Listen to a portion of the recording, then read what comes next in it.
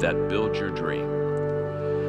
Recently, I wrote a book called Put Your Dream to the Test. It's really a book that kind of helps you and me look at the dream that we have and ask 10 questions that will help us to know whether we have high odds of achieving our dream or not. How many of you remember when you were in school, maybe before a big test day, your teacher or your prof would get the class together and say, now on Friday, I'm going to ask these questions on the test. And they literally would give us the questions they were going to ask on the test. And we'd write them down and hopefully find good answers and study. Because we knew in a few days that's what we were going to be looking at. That's what we're going to be facing. And those profs and teachers did it for one very simple reason. They wanted us to pass the test. And when I wrote the book, Put Your Dream to the Test, and I designed 10 questions that you and I need to ask ourselves as we pursue our dream, the whole purpose of the book was to help people that have a dream pass that test. I was recently in Washington, D.C. with about 80 high-level executives, mainly CEOs. And I was spending a couple of days with them teaching them leadership. And I taught them a little bit out of the Put Your Dream to the Test book. And we did a little survey with them before the seminar began, and we asked how many of them had a dream, how many of them had achieved the dream, how many had given up on the dream. And it was a very interesting survey, and I was looking forward to the results because these are very high successful people. Every one of them had a dream, which that didn't surprise me at all. But 50%, just a hair under 50%, said that they had not yet achieved their dream. And 25% said they'd given up on it. And these are high-level successful people. And it just, again, helped me become more determined to help people discover their dream and then give them helps on how to get their dream, how to achieve their dream. The thesis of the book, Put Your Dream to the Test, is kind of simple. Basically, the thesis is the more reasons you have to achieve your dream, the higher the odds are that you will. The more reasons that you and I have to achieve a dream in our life, the higher the odds are that we will. Basically, what I mean by that is if a person only has one dream, one reason to achieve a dream, they only kind of have one kind of motivating force in their life. Maybe it's, maybe they when they were young, they just kind of glamorized it. But if you only have one reason to pursue your dream, because dreams are tough and difficult, pretty soon there'll be so much adversity that you'll give up that reason. But the more good reasons you have to achieve a dream, the less you want to let it go. And so when adversity comes, which it does to all dreams, if you have a lot of good solid reasons for wanting to achieve that goal and that dream, you'll just hold on to it a lot more. And so the 10 questions that are in the book, Put Your Dream to the Test, are the 10 reasons for you to have a dream. Now, as I was writing the book, and this lesson is kind of an addendum to the book. It's not the book at all. What I'm sharing with you today isn't in the book, but it's a partner of the book, because as I looked at the book, Put Your Dream to the Test, and I looked at putting together a training kit for people such as you, I realized that there was a part that was missing in the book that I wanted to add that will help you kind of what I would call fill in the gaps in your dream journey, okay? And that's what these breakthroughs are. These breakthroughs, in fact, in your notes, I'll define it, are events that mold us and move us forward. There's a molding change DNA in a breakthrough. We're never the same when we've had a breakthrough internally, and we're never the same when we had a breakthrough externally, because they mold us and then they move us. They change us, and then we go forward closer to that dream. And so when I talk about the breakthroughs, I want you to think of the fact that it will change you inwardly and it will move you outwardly. Now, I think one more kind of intro piece here before I really go through the breakthroughs and just kind of knock those out. They're very simple. Is I think I would like to define a dream for you. And I don't have that in your notes, so you're going to have to write it down, but you've got plenty of paper.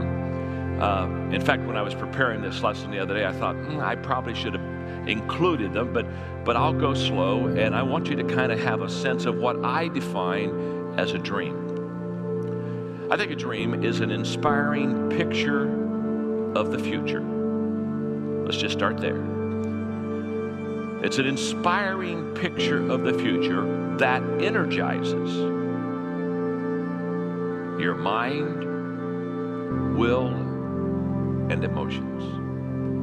I think a dream is an inspiring picture of the future that energizes your mind, will, and emotions, empowering you.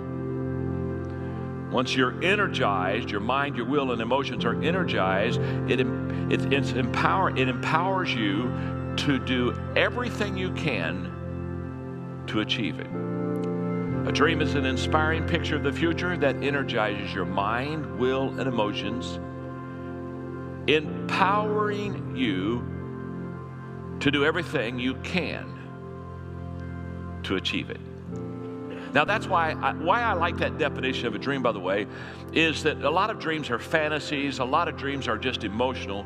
But if you'll look there, I really center in on the fact that if you have an inspiring picture of the future, it'll not only energize your emotions, it'll energize your will, and it'll energize your mind. It'll engage how you think, it'll engage your tenacity, and it'll engage how you feel. And when those things happen, that becomes empowering. The dream becomes empowering to then cause us to want to do everything that we possibly can do to achieve it. Okay. Let me start back in 1971. This is going to be a narrative of just my journey. And it is being given to stimulate thought in your mind, and we'll ask questions to ourselves at each breakthrough. But it's got to start in 1979. I'm a pastor of a small church in southern Indiana, and I want to teach people stewardship.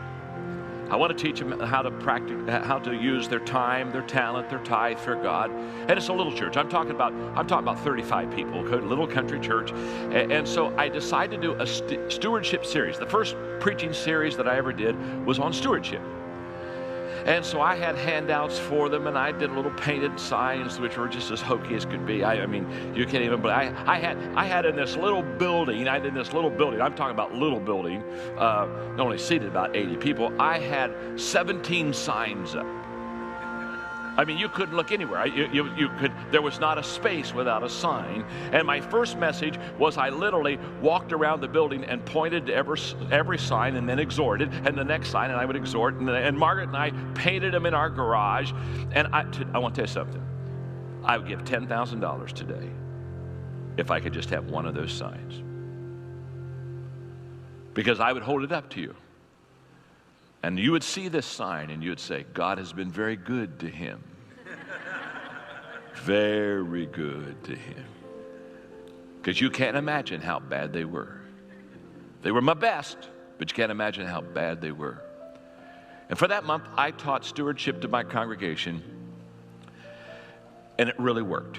It clicked in from day one. In fact, from that moment on, every year, for 25 years of pastoring, I taught stewardship every year for a month to my congregations. And I would look at them and I would say, you're going to grow spiritually more in this month than any other month of the year, and I guarantee it happens in your life and my life, because very simply, when you start to talk about stewardship, you deal with lordship issues. What am I going to do with my time? What am I going to do with my money? What am I going to do with my giftedness? You cannot deal with stewardship without dealing with lordship. And the moment that you deal with lordship, you're going to grow, because that's basically who's going to call the shots in your life.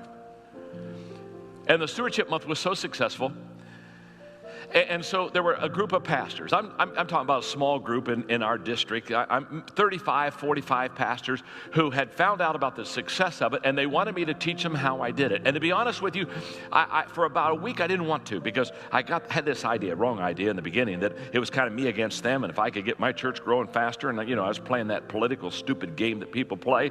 And so for about a week I didn't want to share it with them, and then I thought, well, yeah, I'll do it. And I remember us getting together at a campground, and I probably spent 2 hours teaching them how I taught stewardship.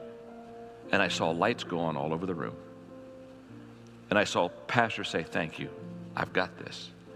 And they went to their churches and they started teaching people stewardship and started really helping their congregations understand.